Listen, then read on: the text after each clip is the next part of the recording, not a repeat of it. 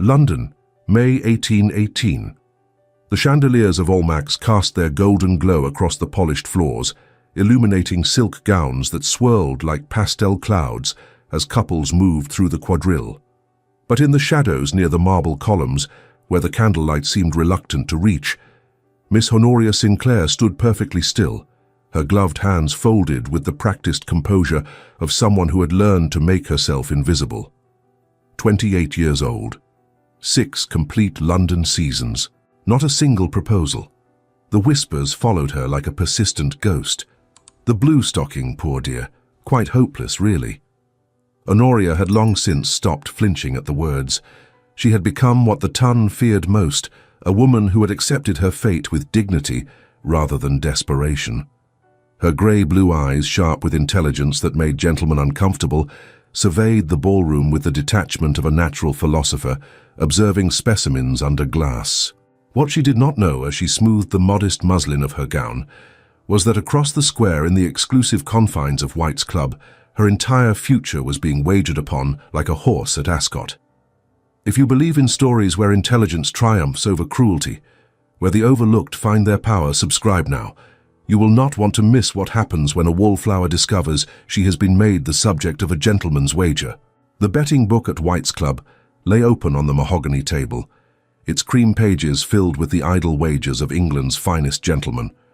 Lord Tristan Ashcroft, Marquis of Greystone, regarded the challenge with the same mild interest one might afford a moderately engaging book of poetry.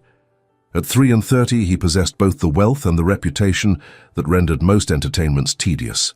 His fortune from Cornish tin mines and extensive estates had placed him beyond financial concern, and his uncanny ability to predict successful matches each season had earned him the sobriquet, the Oracle. Lord Edmund Hartwell, barely 25 and newly come into his inheritance, leaned forward with the aggressive enthusiasm of youth seeking to make its mark. The port had loosened his tongue, and the presence of half a dozen witnesses emboldened his challenge. The young lord had spent his first season in London, observing the marriage mart, with the keen eye of someone who believed he had discovered patterns where others saw only chaos. He was wrong, of course, but youth rarely recognizes its own limitations. "Your so-called gift is nothing but observation of the obvious, Greystone," Edmund declared, his words carrying across the smoking room. "Any fool can predict that a diamond of the first water will secure an excellent match. The true test of your abilities would be to successfully manage the impossible." Tristan lifted his glass, examining the ruby liquid with more interest than he afforded the younger man. The port was exceptional, a vintage from his own cellars that he had sent over as a gesture of goodwill to the club's steward. It deserved better company than Edmund Hartwell's presumptuous proclamations. "And what, pray tell, do you consider impossible, Hartwell?" "That creature," Edmund gestured toward the window overlooking St. James's Street, though in truth he meant the assembly rooms beyond. "Miss Honoria Sinclair, 6 seasons on the marriage mart, 28 years old. A blue-stocking who reads Greek philosophy and debates politics at dinner parties. No gentleman of rank has offered for her, and none ever shall. She is too old, too intellectual, and too set in her unfortunate ways." A murmur of agreement rippled through the assembled company. Several had sisters or daughters who had been subjected to Miss Sinclair's unfortunate tendency to discuss Plato when polite conversation called for commentary on the weather or the latest fashions from Paris. Lord Hartwick, who had sat beside her at a dinner 3 months prior, still bore the psychological scars of her passionate discourse on the merits of Athenian democracy versus Roman republicanism. He had understood perhaps 1 word in 5 and had spent the entire evening feeling profoundly inadequate. "I wager £15,000, Edmund continued, warming to his theme as the assembled gentlemen turned their full attention to him, "that even the great oracle of the ton cannot secure her a match with an earl or higher within 6 weeks. Not merely an offer, mind you, but an actual betrothal. Documented, witnessed, and socially acknowledged." The room fell silent. £15,000 was no trifling sum, even among men of substantial means. It represented the annual income of a respectable gentleman, the price of a fine townhouse in Mayfair, or the dowry of a well-connected young lady. To wager such an amount on what amounted to a social experiment spoke either to Edmund's extraordinary confidence or his extraordinary foolishness. Tristan set down his glass with deliberate precision. The challenge itself held little appeal, but Edmund's smirking confidence grated against his better judgment. He had spent the better part of a decade cultivating his reputation through careful observation and strategic interventions in the marriage mart. To refuse such a public challenge would suggest either fear or acknowledgement that his abilities had limits. His pride, that most treacherous of counselors, whispered that he could not possibly fail at something he had been doing successfully for years. "Very well," he said, his tone betraying nothing of his thoughts. 6 weeks to secure Miss Sinclair a match with an earl or higher. No bribery, no coercion, no financial inducements offered to potential suitors. Merely the application of social influence and strategic positioning. The tools of the ton, wielded with precision. "Agreed," Edmund said eagerly, already reaching for the betting book with hands that trembled slightly from excitement or port or both. "And should you fail, you will pay me £15,000 and dance the opening set of next season with a lady of my choosing, thereby publicly declaring your interest in matrimony and subjecting yourself to the very marriage mart you have so successfully navigated on behalf of others." The terms were recorded in the club's official ledger, witnessed and signed by no fewer than 8 gentlemen of impeccable standing. The club's secretary noted the date, the stakes, and the deadline in his meticulous copper-plate hand. By morning, every drawing room in Mayfair would know of the wager. The betting book at White's was, after all, London's most efficient means of spreading gossip among the upper 10,000. The Oracle had accepted his most impossible challenge yet, and society would watch with bated breath to see whether Miss Honoria Sinclair, the Wallflower whom 6 seasons had failed to marry off, would finally find a gentleman willing to overlook her advanced age and unfortunate intellectual tendencies. What none of them could have predicted was that Miss Honoria Sinclair would prove far more formidable than any of them imagined, and that by the end of 6 weeks it would not be clear who had won and who had lost, only that the game had changed entirely. The following Tuesday found Honoria in her customary refuge, Hatchard's bookshop on Piccadilly. The familiar scent of leather bindings and aged paper provided a comfort that ballrooms never could. The shop was relatively quiet at this hour, with only a handful of other customers browsing the well-stocked shelves. She ran her fingers along the spines of newly arrived volumes, pausing at a translation of Aristotle's Ethics that she had been anticipating for months. The German scholar Becker had promised a revolutionary new approach to the text, and Honoria was eager to compare his interpretations with her own understanding of the original Greek.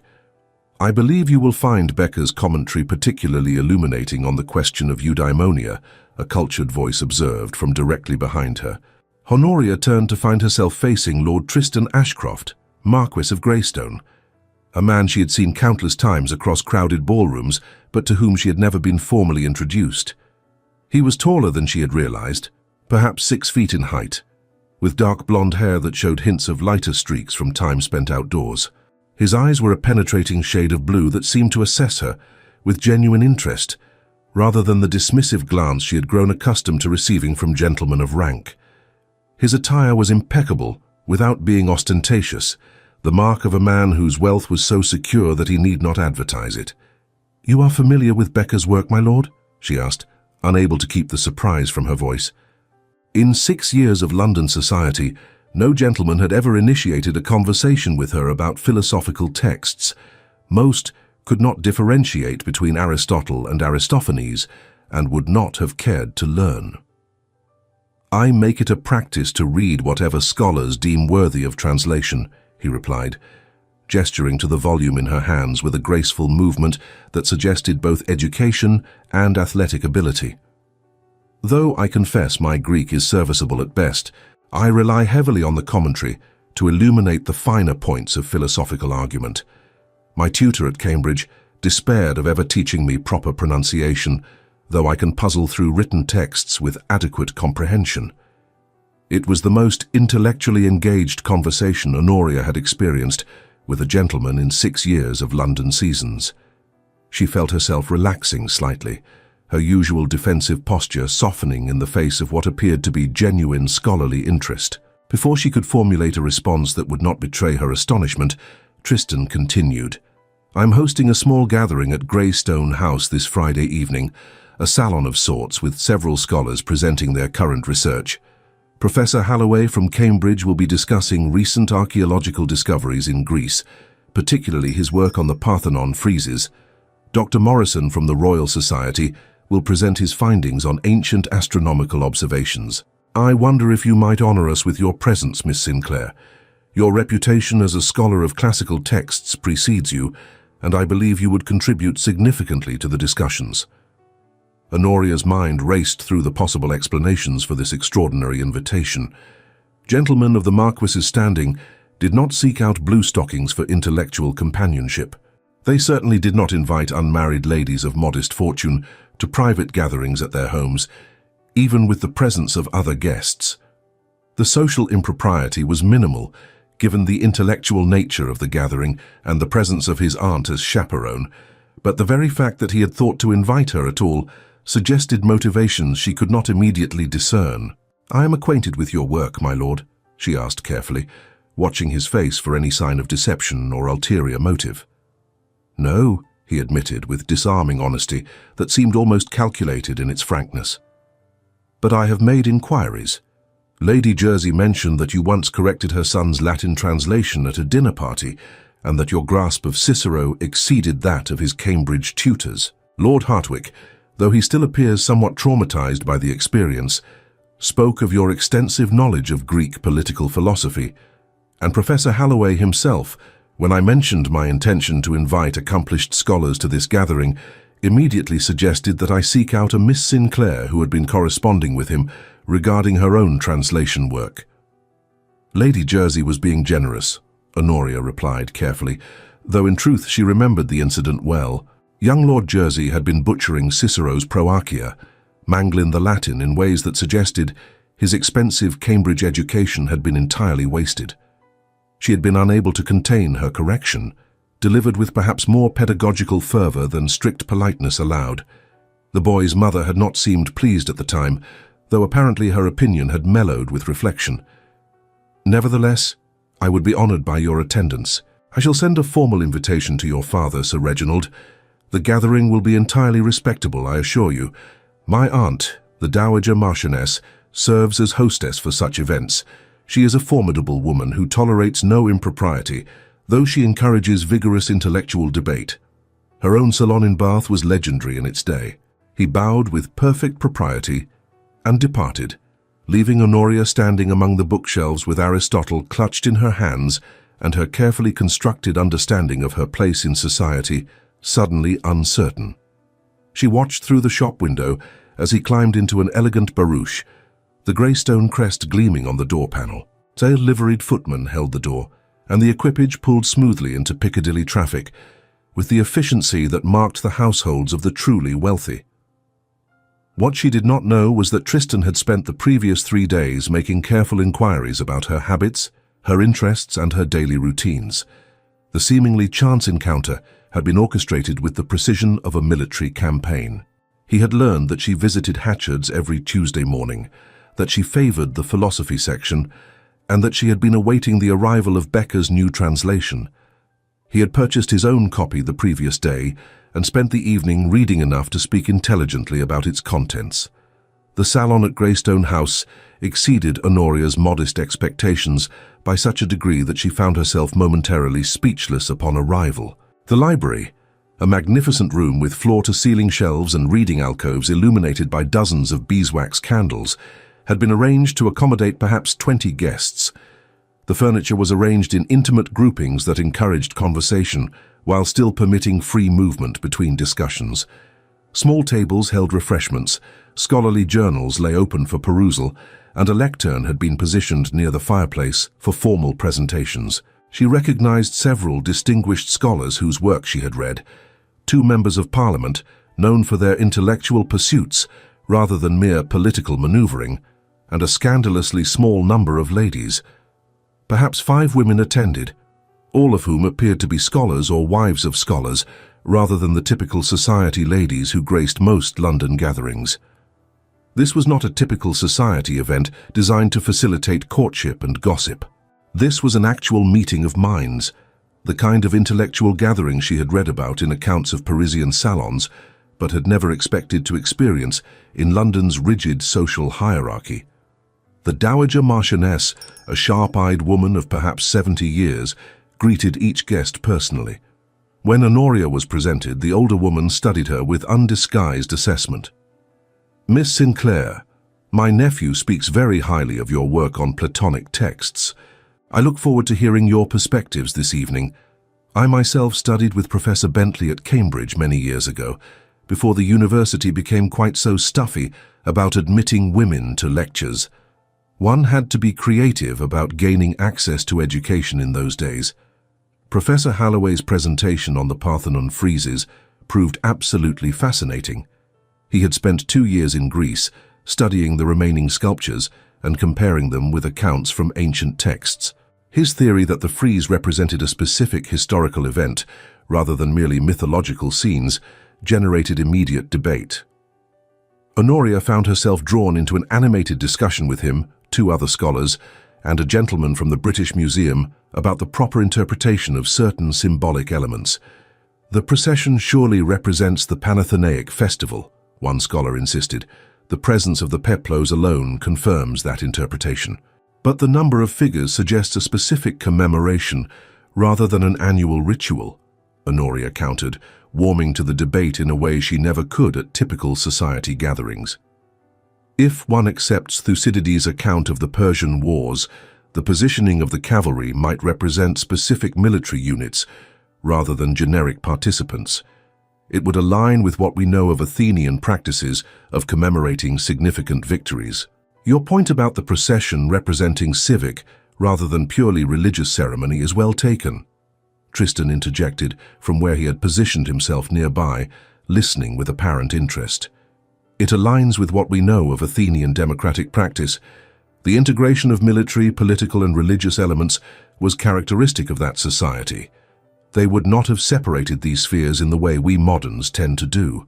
The discussion continued for another quarter hour, ranging across topics from Periclean Athens to modern parliamentary reform, from ancient democracy to contemporary political philosophy. Honoria felt more intellectually alive than she had in months, perhaps years. This was what she had imagined London society might offer, before 6 seasons of stilted conversation and dismissive glances had taught her otherwise. It was only when the Dowager Marchioness announced that refreshments were served in the dining room that the group dispersed. Tristan offered his arm to Honoria with perfect propriety, the gesture neither too familiar nor too distant. "I am gratified to discover that my sources were entirely accurate regarding your scholarly abilities, Miss Sinclair. Your contributions to the discussion were invaluable." "Your sources, my lord?" She allowed him to escort her toward the dining room, acutely aware of the curious glances from other guests. A marquess escorting an unmarried lady was not scandalous in itself, but his exclusive attention was certainly notable. "I confess to having made inquiries before extending my invitation. I wished to ensure that the gathering would prove stimulating rather than merely fashionable. The ton has quite enough of the latter and far too little of the former. My aunt agrees, which is why she permits me to host these gatherings despite their unconventional nature. She believes, and I concur, that intellectual discourse elevates society far more effectively than another tedious ball featuring the same conversations about the weather and Lady Somebody's new bonnet."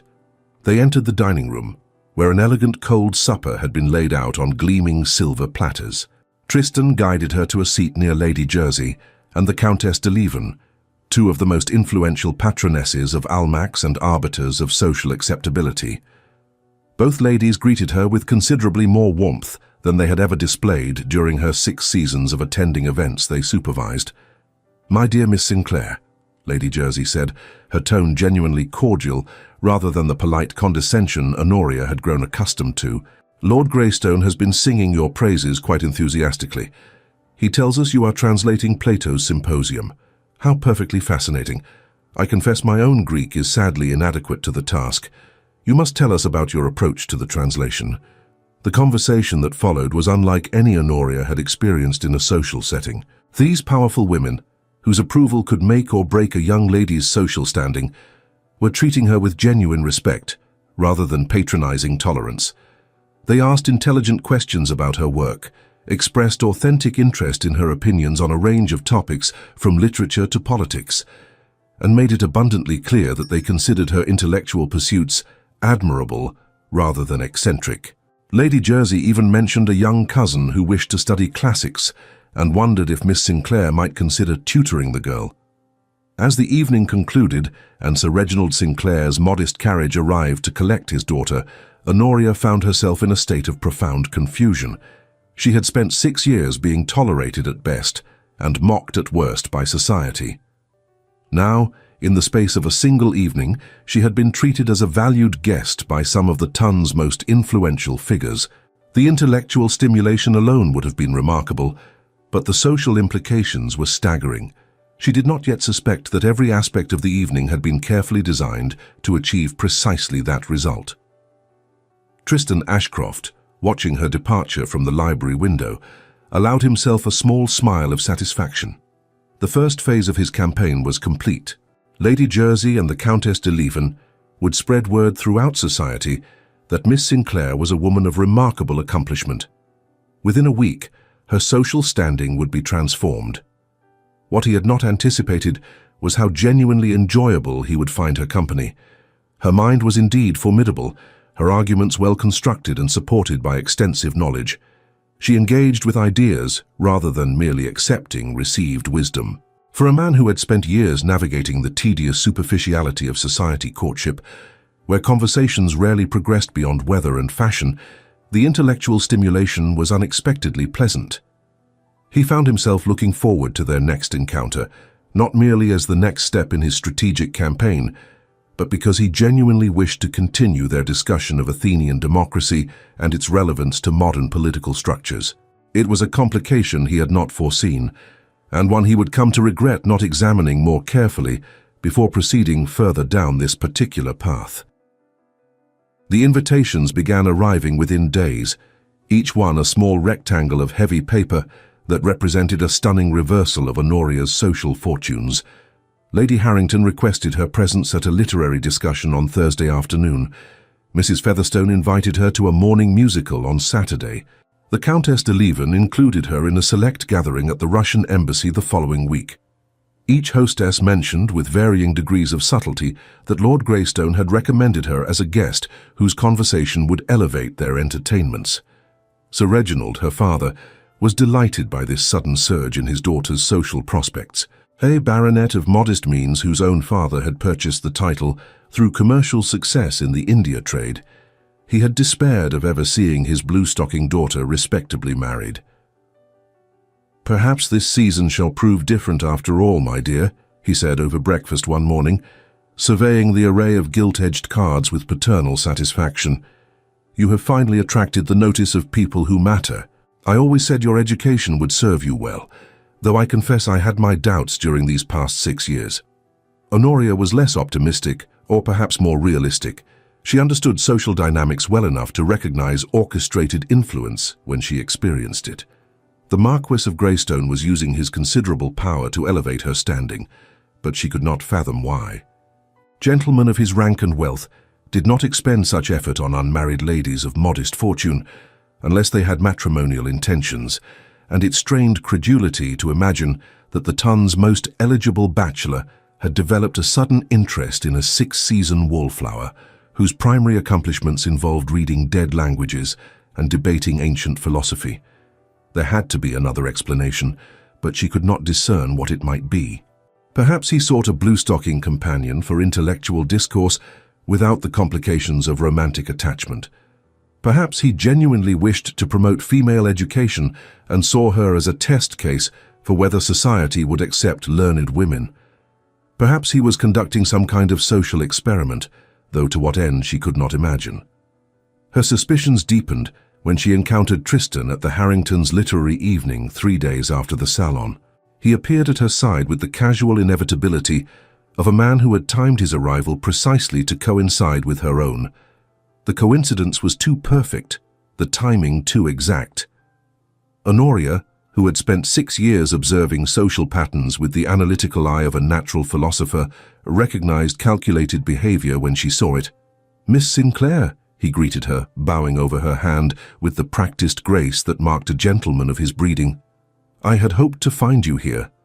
I have been reading your observations on Platonic idealism and found myself with several questions that I believe only you can adequately address."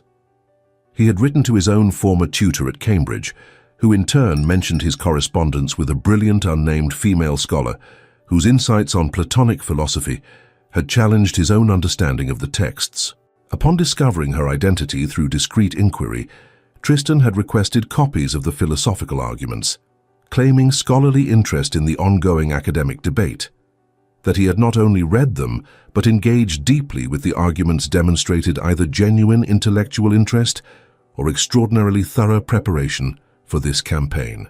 They spent the better part of an hour in discussion, their voices low and their heads bent close together in the manner of scholars engaged in serious debate. They were unaware that Lady Harrington was ensuring that every influential matron in attendance took careful note of the Marquess's exclusive attention to Miss Sinclair. The hostess had received very clear instructions from Lady Jersey that Miss Sinclair was to be accorded every social consideration, and that any gentleman showing her marked attention should be encouraged rather than discouraged. By the time Honoria departed, 3 separate ladies had mentioned to their companions that Lord Greystone appeared to be seriously courting the Sinclair girl. How terribly romantic that he valued intelligence over mere beauty. The whispers spread through drawing rooms and morning calls like seeds finding fertile ground. Miss Honoria Sinclair, the blue-stocking wallflower whom 6 seasons had failed to marry off, had somehow captured the interest of the ton's most discerning bachelor. Invitations multiplied exponentially. Gentlemen who had never spared her a second glance suddenly found reasons to request introductions. Her dance card, empty for 6 consecutive seasons, suddenly required careful management. Hostesses who had previously relegated her to corners with elderly chaperones now positioned her prominently, eager to claim credit for facilitating what promised to be the most surprising match of the season. Through it all, Tristan Ashcroft remained a constant presence. He appeared at the same events she attended, always arriving shortly after her own arrival and departing shortly before her departure. He engaged her in substantive conversation about philosophy, literature, and politics. He introduced her to influential people who could advance her social standing. He treated her with a respect that she had never experienced from a gentleman of rank, as though her opinions mattered and her intellect was something to be celebrated rather than tolerated or mocked. He never overstepped propriety, never presumed upon their growing acquaintance, never suggested anything beyond respectful intellectual partnership. But his interest was unmistakable to anyone observing, and in London society, everyone was always observing everyone else. The betting book at White's began to fill with secondary wagers about whether the Oracle would actually marry Miss Sinclair himself rather than simply facilitating a match with another Earl. The odds, remarkably, were becoming increasingly favourable toward a match with Greystone himself. What Honoria could not know was that Tristan's own feelings had become increasingly complicated. He had entered this wager with clinical detachment, viewing it as an interesting challenge that would reinforce his reputation while teaching young Edmund Hartwell a valuable lesson about underestimating both the Oracle's abilities and the potential of supposedly impossible cases. But Miss Honoria Sinclair was not the dusty bluestocking he had expected. She was sharp-witted and occasionally funny. She challenged his interpretations of texts without being confrontational. She treated ideas with seriousness, but could also recognize absurdity when she encountered it. And when she smiled, truly smiled rather than offering the polite grimace that passed for smiles in most society interactions. Her entire face transformed into something approaching beauty. He found himself thinking about her between their encounters, wondering what she would make of an argument he had read in the Edinburgh Review, anticipating her reactions to various social situations, looking forward to their next conversation with an eagerness that had nothing to do with winning wagers and everything to do with the simple pleasure of her company. It was a development that should have alarmed him, but instead felt almost inevitable, as though he had been moving toward this realization from the moment he had first heard her correct Professor Halloway's interpretation of Athenian democratic practice. 3 weeks into Tristan's campaign, Miss Charlotte Featherstone invited Honoria to take tea at her family's townhouse in Berkeley Square. Charlotte, a vivacious blonde who had married well in her second season to a wealthy but intellectually negligible baron, possessed the unique combination of excellent social connections and notoriously loose tongue that made her London's most efficient distributor of gossip. She collected information like other ladies collected bonnets and dispensed it with similar enthusiasm. "My dear Honoria," Charlotte gushed as soon as the tea was poured and the servants dismissed from the small drawing room, "you simply must tell me how you managed to capture the attention of Lord Greystone. Every mama in London has been throwing her daughter at him for years, and he has remained utterly indifferent to all their machinations. Perfectly polite, mind you, but entirely unavailable. Now suddenly he can barely be separated from your side. The transformation is absolutely extraordinary." Honoria set down her teacup with careful precision, feeling the delicate porcelain tremble slightly in her fingers. "Lord Greystone and I share intellectual interests. I imagine he finds it refreshing to discuss philosophy and political theory, rather than merely the latest fashions from Paris or who wore what to which ball." "Oh, how wonderfully romantic that sounds," Charlotte replied, leaning forward conspiratorially with the gleam in her eye that always preceded her most devastating revelations. "A meeting of true minds, appreciation of inner beauty, and intellectual compatibility. Though of course you know about the wager." The room seemed to contract around Honoria, the air suddenly difficult to breathe. Her heart, which had been beating normally, suddenly accelerated to an uncomfortable pace. "The wager? Goodness, you have not heard. I assumed everyone knew by now. It is written right there in the betting book at White's for anyone to see. My brother read it to me and he says everyone has been talking about nothing else for weeks." Charlotte's eyes sparkled with the malicious pleasure of being first to deliver shocking news, though she seemed oblivious to the actual impact her words were having. "Lord Hartwell challenged Lord Greystone to secure you a match with an earl or higher within 6 weeks. The stake is £15,000. 15,000. Can you imagine? They made the wager 3 weeks ago, just before Lord Greystone began his sudden campaign to elevate your social standing." She continued speaking, utterly oblivious to the colour draining from Honoria's face or the way her hands had gone completely still on the tea table. "So of course most of us believe Lord Greystone will win the wager by offering for you himself. He is a marquis after all, far superior to a mere earl. And he certainly seems interested enough, always at your side, always defending your intellectual pursuits to anyone who questions them, though I suppose he could just as easily arrange a match with some other gentleman if he wished merely to win the bet without committing himself. Lord Thornbury has been showing considerable interest lately, and he is an earl. That would satisfy the terms of the wager nicely, while allowing Lord Greystone to maintain his bachelor status." Honoria heard little of what followed through the roaring in her ears. Her mind had gone numb, then blazing with a humiliation so profound it threatened to overwhelm her capacity for rational thought. Every conversation, every shared intellectual discussion, every moment she had begun to believe that someone finally valued her mind rather than dismissing it, all of it had been calculated strategy. She was not a person to be respected, a mind to be engaged, a woman whose company was valued.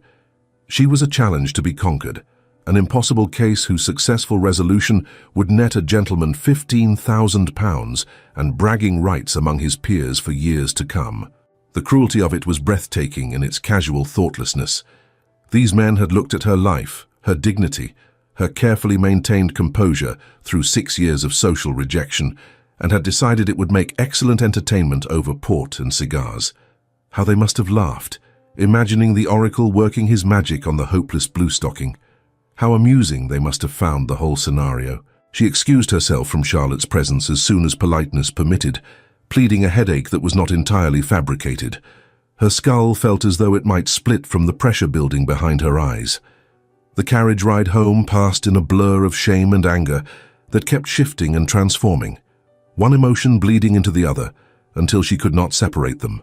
By the time she reached her father's modest townhouse on the less fashionable end of Grosvenor Square, the shame had crystallized into something harder and more useful. Cold, determined fury.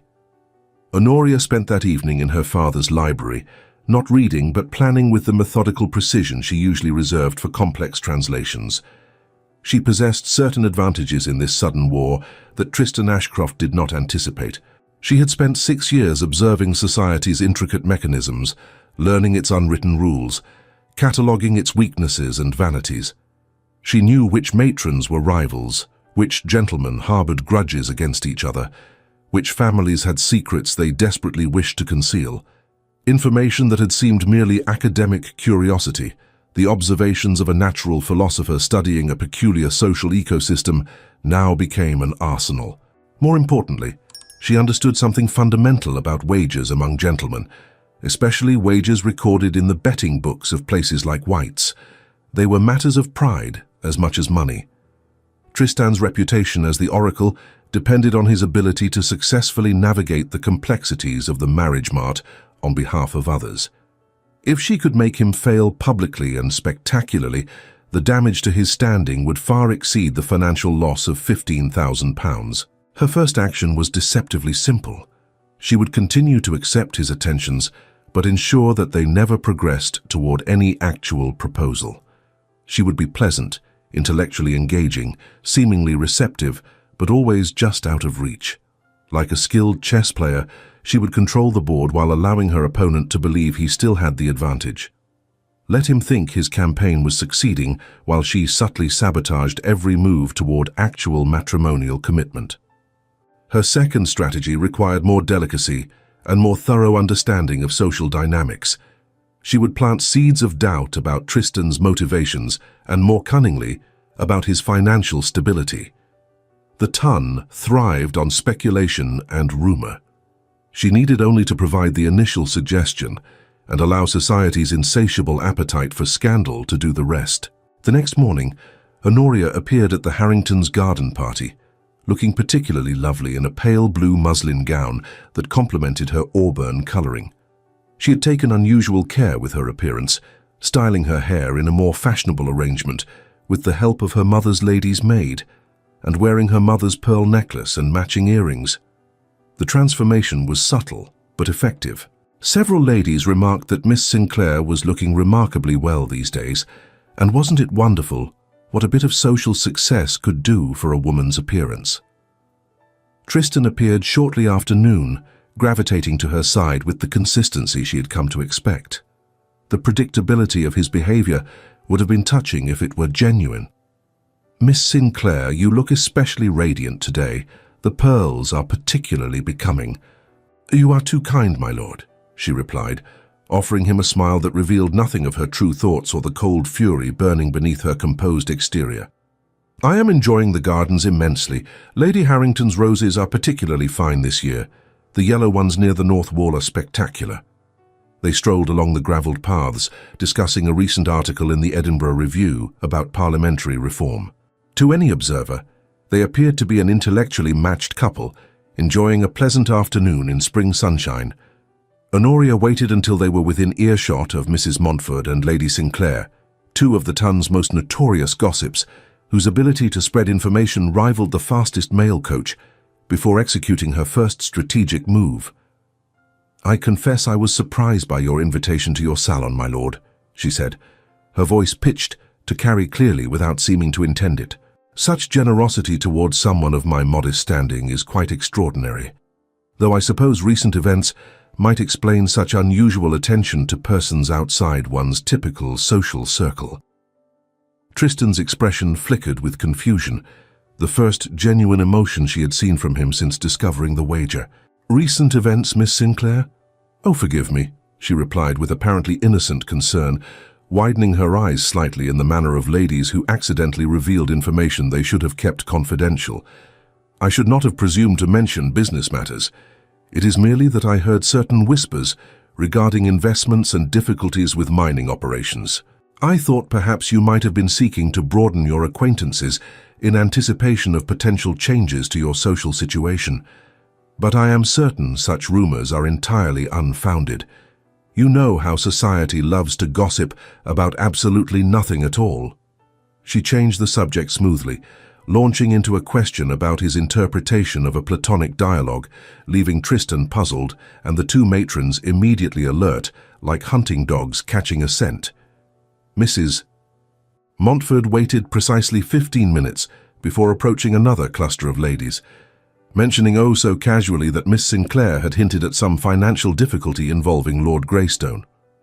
By sunset, half of Mayfair believed the Marquis's Cornish tin mines were failing spectacularly, and that he faced potential ruin unless he secured an advantageous marriage soon. Over the following days, Honoria continued her careful campaign with the precision of a master strategist. She attended every event where Tristan appeared, ensuring that her growing popularity, a popularity he had created through his machinations, remained visible and served her purposes rather than his.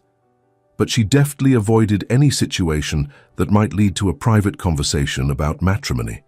When he suggested a drive in Hyde Park during the fashionable hour, she ensured her younger cousin, Miss Sarah Worthington, accompanied them as chaperone. When he called at her father's house, she arranged for various family members to constantly interrupt with questions, needs, and domestic emergencies that prevented any serious conversation. Simultaneously, she cultivated attention from other gentlemen with the same strategic care Tristan had used to elevate her social standing. Lord Thornbury, an earl with extensive Yorkshire estates and a reputation for solid, if unimaginative, character, had begun to show interest now that she was socially acceptable. The Duke of Clarence's younger brother, newly returned from military service in the peninsula and bearing the romantic appeal of a war hero, sought her conversation at several gatherings. She encouraged both, not with any intention of accepting potential offers, but to demonstrate that Tristan was not her only prospect. The more alternatives she appeared to have, the less urgent his suit would seem, and the more time would elapse toward that 6-week deadline. The rumours about Greystone's finances gained momentum through careful feedback. At Lady Montrose's musicale, Honoria happened to mention to Miss Vanessa Hartwick that she found it curious how suddenly the Marquis had developed interest in a woman with even a modest dowry, particularly given that her father had recently invested successfully in canal shares. At the Duchess of Richmond's ball, she mused aloud to two younger ladies that it was terribly romantic how Lord Greystone seemed untroubled by differences in fortune, though of course she could never accept a gentleman who might have matrimonial motivations beyond genuine affection. One must protect oneself from fortune hunters, after all, regardless of their rank. The brilliance of her strategy lay in never stating anything directly. She merely raised questions, expressed innocent confusion, voiced gentle concerns couched in language that suggested she was defending Tristan against unfair speculation. Society's own appetite for scandal and its tendency to believe the worst transformed her subtle suggestions into elaborate narratives about Lord Greystone's desperate need for an influx of capital to save his failing tin mines and over-leveraged estates. Banking concerns began making quiet inquiries about the Marquis's investments, prompted by casual mentions from their aristocratic clients. Creditors reviewed his accounts with suddenly anxious eyes, despite the fact that his financial position was actually impeccable. Hostesses who had welcomed his presence began to wonder privately if his attendance might embarrass them should the financial rumors prove true. Within 2 weeks, Tristan Ashcroft found himself in the unprecedented position of being socially analyzed and questioned rather than automatically welcomed and deferred to. Meanwhile, the 6-week deadline drew inexorably closer. Tristan's frustration mounted as every attempt to advance his suit met with pleasant but impassable obstacles. Honoria remained gracious, intellectually engaging, apparently receptive to his company, but somehow always unavailable when circumstances might have permitted a private conversation that could lead to a proposal. He could not comprehend what had changed. One day she had been warming to his attentions, relaxing in his company, engaging with genuine enthusiasm in their intellectual discussions. The next, she had become as elusive as smoke, visible but impossible to grasp. What disturbed him more profoundly than the failure of his strategic campaign was his own reaction to her elusiveness. The realization crept up on him gradually, then struck him with the force of a runaway carriage. He had entered this wager with clinical detachment, viewing it as an interesting social challenge that would reinforce his reputation while teaching young Edmund Hartwell a valuable lesson about underestimating the oracle's abilities. But somewhere during their conversations about Aristotle and Athenian democracy, during heated debates about political reform and the proper role of government in citizens' lives, during moments when her laughter at his dry wit had been genuine and unguarded, his own motivations had shifted entirely. Honoria Sinclair was not the dried-up blue-stocking Edmund Hartwell had dismissed with such casual cruelty. She was brilliant, resilient, principled, and possessed of a quiet dignity that shamed the superficial charms of typical society beauties. When she challenged his interpretations of classical texts, he found himself energized rather than annoyed, stimulated rather than insulted. When she advocated for educational reform and the expansion of opportunities for women with passionate eloquence, he wanted to support her causes with his considerable wealth and influence. And when she smiled at him with those intelligent grey-blue eyes, he felt something he had never experienced in 33 years of navigating society. He was falling in love with her, had fallen in love with her, was completely and irrevocably in love with a woman who thought he was pursuing her for £15,000 and bragging rights. The realization struck him with uncomfortable force during a particularly tedious ball at Devonshire House. He had been watching her dance with Lord Thornbury, noting how the Earl's attention had become increasingly marked, how he had requested 2 dances when one would have been sufficient, how he leaned slightly too close when speaking with her. The flash of jealousy that seized Tristan's chest was entirely irrational and completely undeniable. He did not want Honoria married to some plodding earl to satisfy a foolish wager he never should have accepted. He wanted her for himself, partnered with him in intellectual discourse and personal intimacy, sharing their lives with the equality that their matching minds deserved. But how could he possibly propose now, when doing so would confirm every suspicion that his interest had been merely strategic? She would believe him motivated by the wager, rather than by genuine feeling. He had created an impossible situation through his own arrogance, trapped by circumstances of his own making. He was the oracle who could navigate anyone else's matrimonial complications, but had thoroughly entangled himself in his own.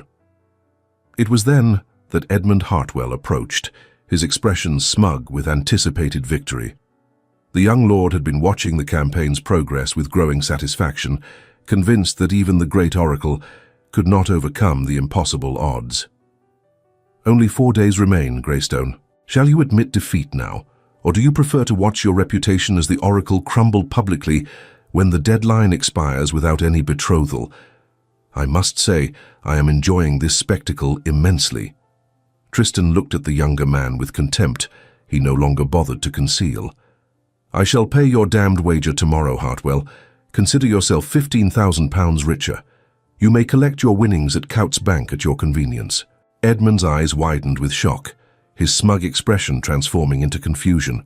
"You concede before the deadline? But you still have 4 days. Surely you could accomplish something in that time."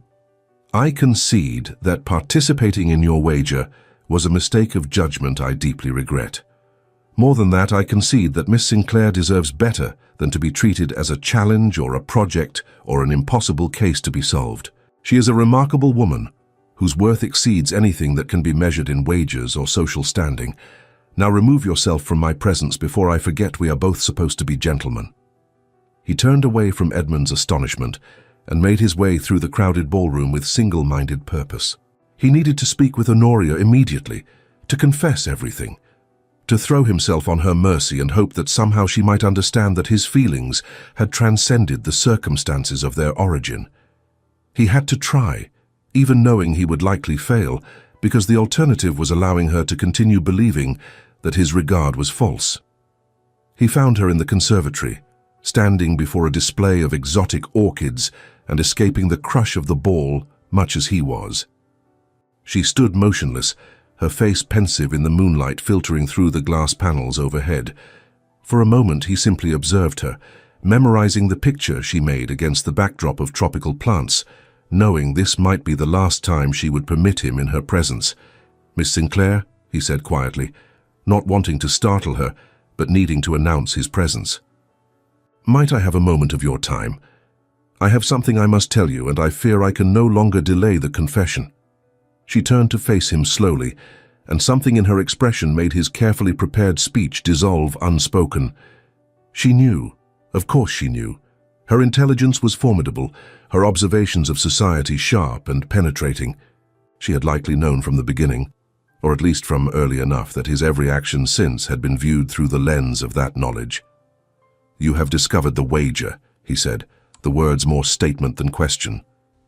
"I have known for 3 weeks," she replied, her voice carefully neutral in the way that suggested roiling emotion held tightly under control. "Since Miss Featherstone kindly informed me that I had become the subject of entertainment at White's Club. She thought I would find it amusing or flattering. Instead, I found it devastating." The quiet devastation in her tone struck him more forcefully than anger would have. Anger he could have argued against, defended himself from, combated with logic. This subdued hurt was far more damaging because it was entirely justified. "Honoria, please permit me to explain." "Explain what, my lord?" Her voice was still controlled, but he heard the edge of ice beneath it. "That you accepted a wager to manipulate me into marriage for the amusement of your peers. That every conversation, every shared interest, every moment I began to believe someone finally valued my mind was merely strategic calculation designed to win £15,000. What precisely requires explanation that I have not already deduced on my own?" "That I was a fool," Tristan said, his usual composure finally cracking under the weight of genuine emotion. "That I accepted an idiotic challenge from a boy barely out of university because my pride would not permit me to refuse a public wager. That I began this with clinical detachment, viewing you as an interesting problem to be solved, and found myself utterly unprepared for who you actually are. That I fell in love with you truly and completely, and now have no way to make you believe it, because I have so thoroughly destroyed any foundation of trust between us." Honoria stared at him, her grey-blue eyes searching his face for deception or manipulation, looking for any sign that this was simply another strategic move in his campaign. "You expect me to believe that?" "No," he admitted with brutal honesty. "I expect you to doubt every word I say. I would in your place. I have given you every reason to distrust me, and no reason to believe anything I claim now." He drew a folded bank draft from his coat pocket. "I paid the wager this evening before finding you here. £15,000 to Edmund Hartwell, 3 days before the deadline. I lost intentionally because I could not bear the thought of you believing I married you for any reason other than genuine devotion." He held out the receipt proving payment, but Honoria did not take it. "You think paying the wager absolves you? You think financial sacrifice makes your original cruelty acceptable?" "No. I think nothing I do can make this acceptable. But I need you to understand that somewhere between that damned wager and this moment, you became more important to me than my reputation, my pride, or £15,000. You are brilliant and brave and so far superior to anyone I have ever known that the thought of you believing I viewed you as merely a challenge makes me physically ill." Tears gathered in Honoria's eyes, though whether from anger or sorrow or some combination he could not determine. "How dare you do this?" she whispered, her voice trembling despite her attempts at control. "How dare you make me feel valued and respected and worthy when it was all a game? Do you have any conception of what it cost me to accept these past 3 weeks, to pretend continued interest while knowing I was being manipulated? To smile and converse while dying inside from humiliation?" "You knew," Tristan said slowly, understanding beginning to dawn like unwelcome sunlight. "You knew about the wager, and yet you continued to accept my attentions. You continued to appear at events, to engage in our conversations, to permit me to escort you through gardens and introduce you to influential people." "Of course I continued," she replied, her voice gaining strength as anger overcame hurt. "Did you imagine I would simply accept humiliation without response? I am not some helpless creature waiting for rescue, my lord. When I discovered your wager, I declared my own war. Every rumor about your finances, every strategic avoidance of private conversation, every alternative suitor I encouraged, that was my revenge. I was systematically destroying your reputation as thoroughly as you had attempted to manufacture mine. Tristan stared at her with dawning awe and something approaching admiration. She had not been a passive victim of his manipulation.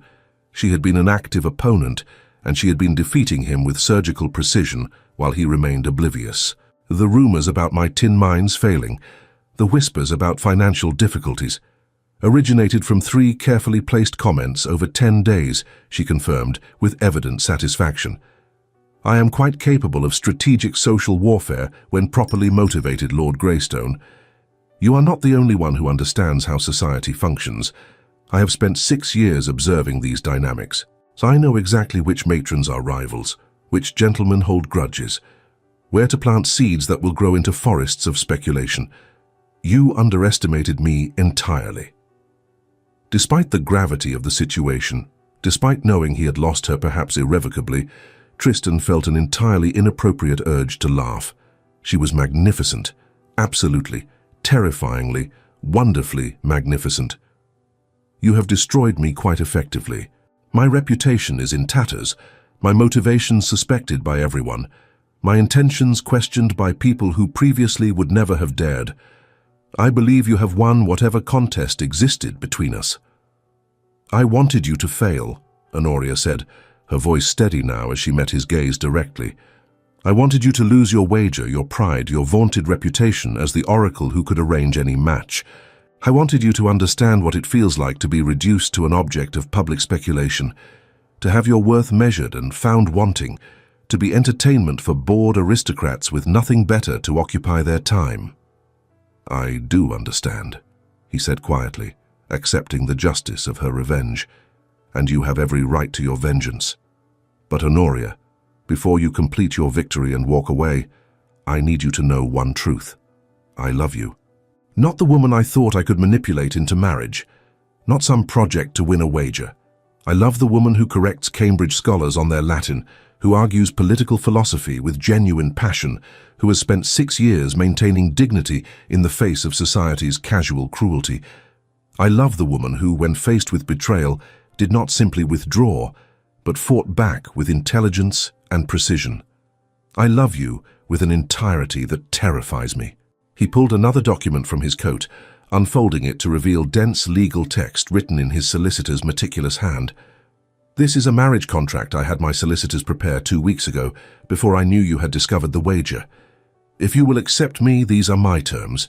Your dowry of £3,500 annually remains under your sole control, managed by trustees of your choosing. You receive an additional £5,000 annually from my estates, paid directly to you and entirely separate from any household allowances. Should I die before you, you inherit 3 properties outright, not merely a widow's portion. Greystone Manor in Hertfordshire, the London townhouse in Cavendish Square, and the estate in Cornwall near the tin mines. You will have complete autonomy over your intellectual pursuits, your correspondence, your choice of companions, your charitable activities. I am offering you not rescue, but partnership, not dependence, but independence secured through legal guarantee. Honoria took the contract with trembling hands, scanning the provisions with the careful attention of someone trained to read texts critically. They were extraordinary. They provided a married woman with financial and legal autonomy that was virtually unprecedented in English law.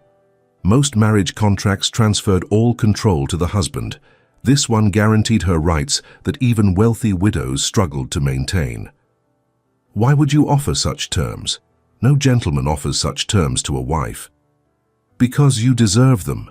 Because I respect you too much to expect you to surrender your autonomy in exchange for my name and title. Because if you consent to marry me, I want it to be as an equal choosing a partner, not as a desperate spinster accepting rescue from a powerful lord who holds all advantages. He paused, his voice dropping to barely above a whisper. And because I need you to know that my regard for you transcends every social convention that would position me as your superior. In intellect we are equals, in character you are superior, and in my heart you have a place no one else has ever come close to filling. The conservatory was silent, save for the distant music of the ball continuing without them and the soft sound of Honoria's uneven breathing. She read through the contract again, verifying that the terms were as extraordinary as they had initially appeared. Looking for hidden clauses or limitations, that might nullify the promised freedoms. "I confess," she finally said, her voice carefully measured, "that during our conversations about philosophy and politics, I found myself valuing the man you appeared to be. I despise that weakness. I despise that even knowing the truth about the wager, some part of me still wondered if perhaps there might be genuine feeling beneath the strategy." She paused, looking down at the contract in her hands, at the proof that his words might actually be sincere. "But your actions tonight, this contract drafted weeks ago, paying the wager 3 days before the deadline with no guarantee I would even speak with you, these are not words. These are proof. And I am a woman who believes in evidence rather than protestations." Tristan moved closer, but did not touch her, respecting the fragile nature of this moment when everything hung in precarious balance. "It is not weakness to recognize genuine connection, even in compromised circumstances. You are the strongest person I have ever encountered. You took the most humiliating discovery and transformed it into a campaign that nearly destroyed me. You are formidable." "How can I trust that any of this is real?" she asked, finally looking up at him with such vulnerability that his heart ached.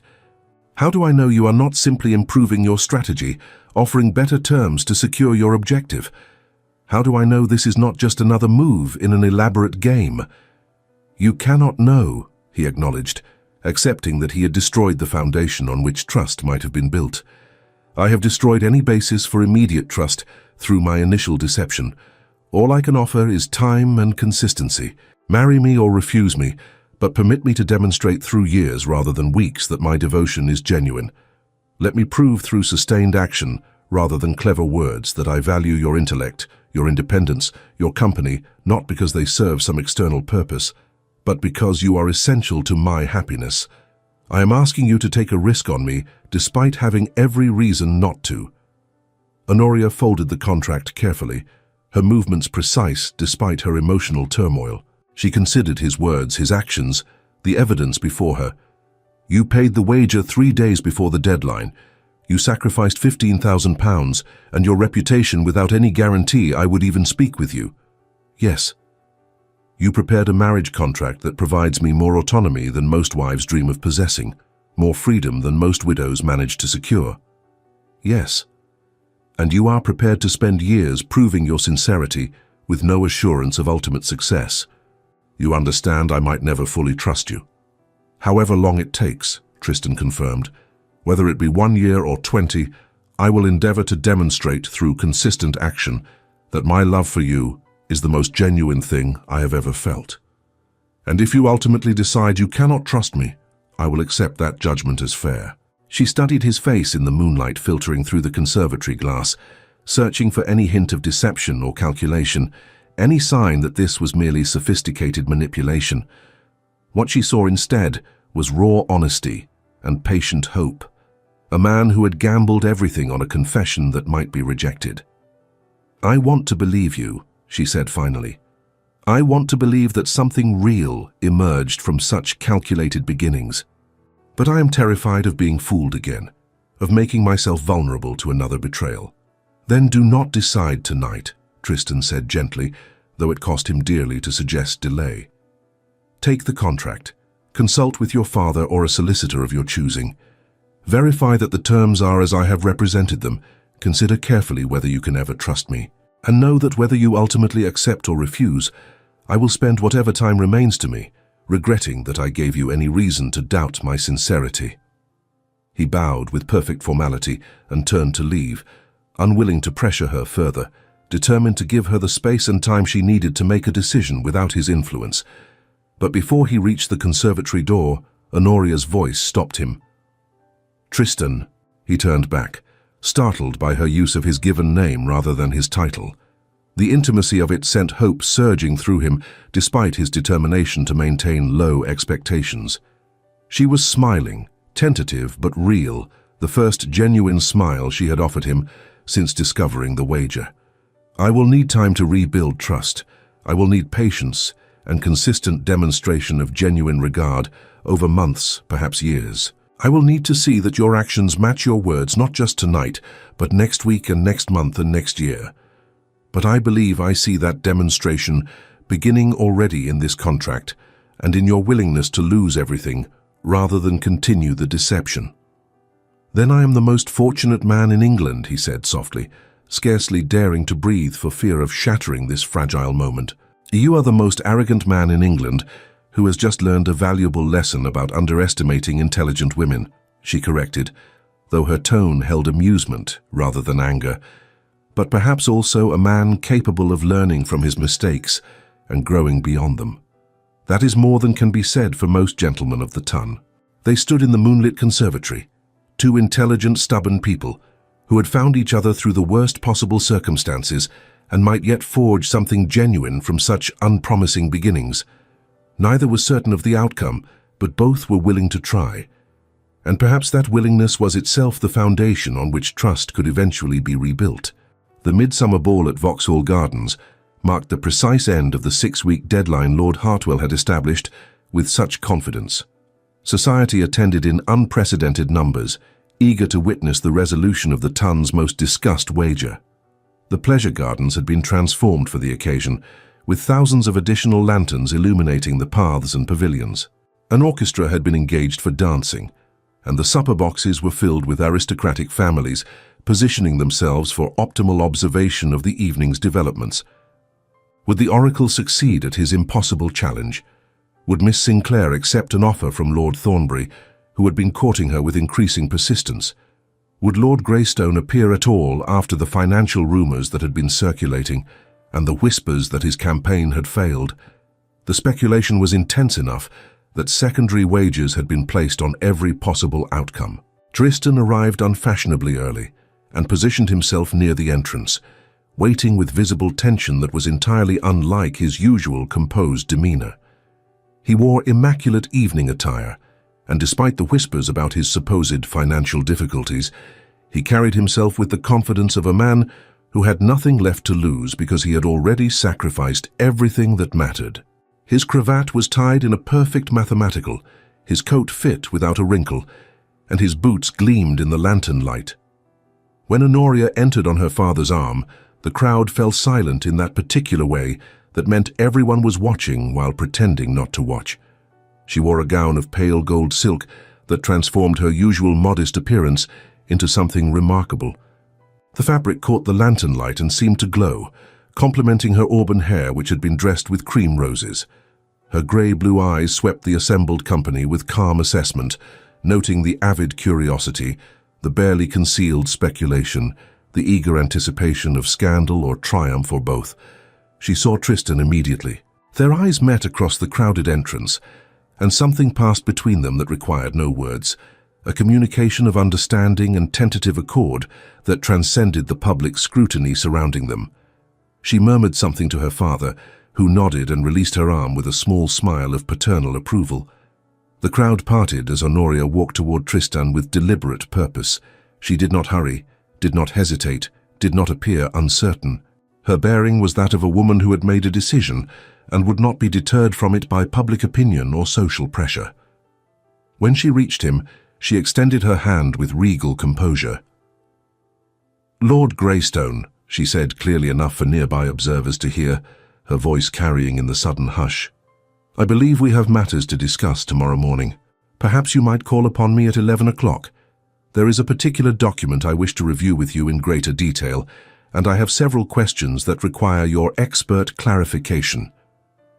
It was a public declaration of receptiveness to his courtship, delivered in language that both acknowledged their intellectual partnership and signaled her willingness to proceed beyond mere acquaintance. It was neither a capitulation nor an unqualified acceptance, but an invitation to genuine negotiation between equals. She was maintaining her power while offering him hope, demonstrating that even in accepting his suit, she would do so on her own terms. Tristan took her hand, bowing over it with profound relief that he did not attempt to conceal. "I shall present myself at precisely 11 o'clock, Miss Sinclair, and I shall endeavour to provide satisfactory answers to whatever questions you may have. I anticipate the discussion will be lengthy and detailed, as befits the serious nature of the matters under consideration." "I have a great many questions," she warned, though her tone held the faintest trace of amusement. "And I expect thorough, honest responses to each one. I am not easily satisfied with vague assurances or charming deflections. I would expect nothing less from a woman of your intelligence and critical thinking abilities," he replied, allowing himself a small smile. "Vague assurances would be an insult to your intellect. I am prepared to provide detailed responses with supporting evidence where applicable." They shared a look that held private understanding and the promise of genuine partnership, and then Tristan led her onto the dance floor for the opening waltz. The orchestra began the familiar strains, and they moved together with a synchronicity that suggested compatibility far beyond mere physical coordination. They danced well together, their movements complementary, their positions balanced. Observers noted that they spoke little during the dance, but they did not need words. Their bodies communicated understanding through the precise movements of the waltz. Around them, the ton erupted in barely suppressed speculation. Conversations buzzed in the supper boxes and along the lamplit paths. Had Lord Greystone won his wager after all? Was Miss Sinclair actually going to accept him? What did her carefully worded statement mean about reviewing documents and having questions? Was there to be a betrothal announcement? The uncertainty was delicious, the speculation intoxicating. Lord Edmund Hartwell, watching from the edge of the dance floor with barely concealed frustration, realized with sudden clarity that he had utterly miscalculated. He had won £15,000, true, collected that very afternoon from Greystone's bank with a receipt properly signed and witnessed. But Tristan Ashcroft, the oracle who had supposedly failed his impossible challenge by conceding before the deadline, had won something far more valuable. He had won the respect and evident affection of a woman whose worth far exceeded any fortune that could be measured in pounds. More remarkably, and this was what Edmund was only beginning to understand, Tristan had won that affection honestly through demonstrated respect and genuine sacrifice, only after his initial manipulative approach had rightfully failed. The oracle's true skill, it seemed, lay not in manipulation, but in recognizing when to abandon strategy in favor of honesty. That was a lesson Edmund himself had not learned, and watching Honoria and Tristan waltz together with evident mutual regard, he suspected it would cost him far more than £15,000 in the years to come. 6 months later, the wedding of the Marquis of Greystone and Miss Honoria Sinclair shocked fashionable society for its numerous departures from convention. The ceremony was held at St. George's, Hanover Square, and the bride insisted on walking to the altar unescorted, a symbolic choice that announced she came to marriage by her own decision, rather than being transferred from father's authority to husband's control. The wedding gift Tristan presented to his wife was not jewels or property, but the establishment of a lending library in her name, free for any woman who wished to study classical texts or pursue education typically denied to females. The gift Honoria gave him was her completed translation of Plato's Symposium, dedicated to the man who taught me that even the most flawed beginnings can lead to genuine love. Lord Edmund Hartwell, prompted by a pointed suggestion from Greystone that the £15,000 might be better spent investing in the intelligence he had so badly misjudged, established an educational fund for women pursuing scholarly endeavors. The Tons spent months dissecting every aspect of the courtship and wedding, but everyone agreed on one point. Miss Honoria Sinclair had demonstrated that a wallflower with sufficient intelligence and courage could not merely survive society's cruelty, but could triumph over it entirely. Dear listener, perhaps you too have been underestimated, dismissed as impossible, written off as too difficult or too different to ever find your place. Remember that Honoria spent 6 years being overlooked before discovering her power. Your intelligence is not a flaw. Your refusal to diminish yourself is not a defect, and anyone worth having in your life will value precisely those qualities that society might tell you to hide. The right person will not ask you to be less than you are. They will celebrate everything that makes you uniquely yourself. Sometimes the greatest love stories begin with the worst possible circumstances. What matters is not how the story starts, but how both people choose to continue it. Honoria could have accepted victimhood. Tristan could have clung to pride. Instead, they chose honesty, growth, and the courage to build something genuine from flawed beginnings. That choice, renewed every day, is what transforms strategic beginnings into genuine partnership. Tonight, as you prepare for rest, know that being overlooked now does not determine your ultimate value. Your worth is not decided by those who fail to see it, and the right person, when they finally appear, will recognize and celebrate everything that makes you uniquely yourself. Your story is still being written, and the most important chapters may yet lie ahead. Thank you for staying with us through Honoria and Tristan's journey. If this story of intelligence, resilience, and hard-won love touched your heart, please like, subscribe, and share it with someone who needs to remember their own worth. Your support allows us to continue creating stories that celebrate the overlooked, the underestimated, and the ultimately triumphant.